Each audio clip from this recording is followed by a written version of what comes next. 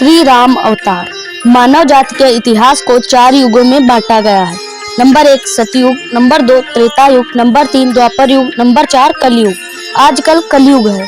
त्रेता युग की बात है। सरयू नदी के पावन तट पर एक सुंदर नगरी थी। उसका नाम अयोध्या था। श्री दशरथ अयोध्या के राजा थे। उनकी 3 रानियां कौशल्या, सुमित्रा और कैकेयी थी। उनकी कोई संतान न थी, इसलिए वे बहुत दुखी रहते थे। राजा दशरथ के कुल गुरु महर्षि वशिष्ठ थे।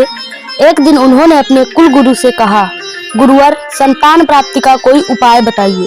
वशिष्ठ जी ने कहा, राजन, आप सच्चे मन से भगवान की प्रार्थना कीजिए। सच्चे मन की गई प्रार्थना भगवान अवश्य सुनते हैं। अतएव आप पुत्र कामेष्टि नामक यज्ञ कीजिए। आपके मन की इच्छा अवश्य पूरी होगी। राजा दशरथ ने यज्ञ का आयोजन किया। इसके पुरोहित श्रृंगी ऋषि थे। पूर्णाहुति के समय यज्ञ कुंड में से भगवान अग्निदेव प्रकट हुए।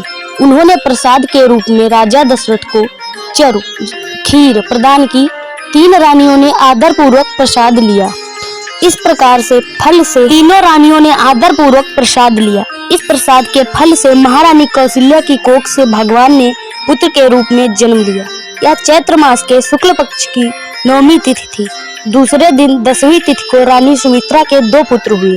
रानी कैकेयी को भी एक पुत्र प्राप्त हुआ। इस प्रकार महाराज दशरथ 4 पुत्रों के पिता बने। महर्षि वशिष्ठ ने चारों राजकुमारों का नामकरण संस्कार इस प्रकार महाराज दशरथ के 4 पुत्र हुए। महर्षि वशिष्ठ ने चारों राजकुमारों का नामकरण संस्कार कराया। कौशल्या के पुत्र का नाम राम, सुमित्रा के पुत्रों का नाम लक्ष्मण तथा शत्रुघ्न तथा कैकेयी के पुत्र का नाम भरत रखा गया। चारों भाइयों में राम सबसे बड़े थे।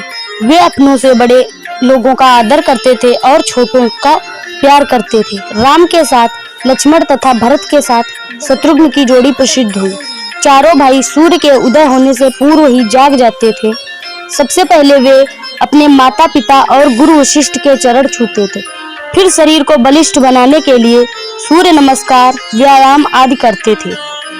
सरयू नदी में स्नान करते, फिर भगवान की पूजा करते। तब अच्छे ग्रंथों का अध्ययन करते। वे क्षत्रिय बालक थे। क्षत्रिय का प्रमुख कार्य दुष्टों से समाज की रक्षा करना है। अतः वे प्रतिदिन घोड़ों का अभ्यास करते थे।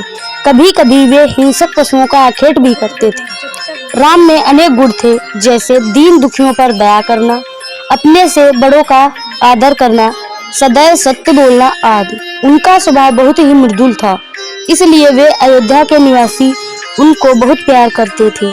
राम, लक्ष्मण, शत्रुघ्न, भरत, लक्ष्मण, शत्रुघ्न तीनों भाई राम की आज्ञा का पालन करते थे। वे भी राम के समान ही वीर, दयावान एवं सत्यवादी थे। जय सिया राम।